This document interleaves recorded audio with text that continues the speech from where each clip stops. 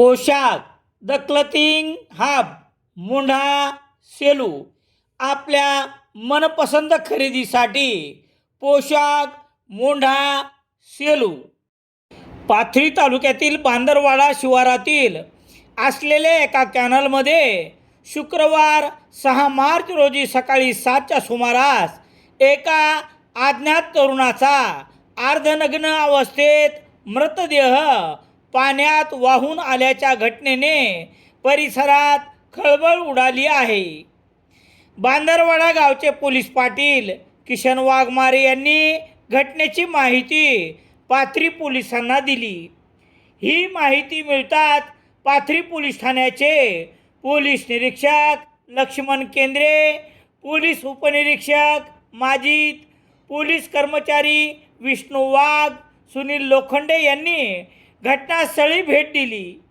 अंदाजे 35 ते 40 वर्षे वयाच्या या अज्ञात तरुणाचा मृतदेह जायकवाडी धरणाच्या डाव्या कालव्याच्या पाण्यातून वाहत येऊन बांदरवाडा शिवारात B59 कॅनलमध्ये तरंगताना आढळून आला. मैताच्या अंगावर काळसर रंगाची अंडरपॅन्ट असून डाव्या पायाला धागा बांधलेला आढळून आला आहे. मृतदेहाची ओळख मात्र पटू शकली नाही. पोलिसांनी मृतदेह ताब्यात घेऊन पाथरी ग्रामीण रुग्णालयात आणण्यात आला. येथे वाघाळा प्राथमिक आरोग्य केंद्राचे वैद्यकीय अधिकारी यांनी शवविच्छेदन केले.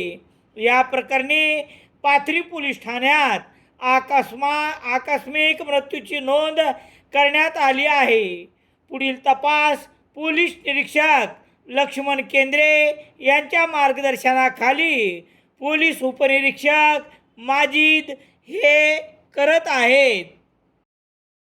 इंडियन एक्सप्रेस वृत्तसमूहाचे मराठी दैनिक लोकसत्ता सेलू शहरात मिळण्यासाठी Ram Sonone, Balaji newspaper agency, bus stand, Selu.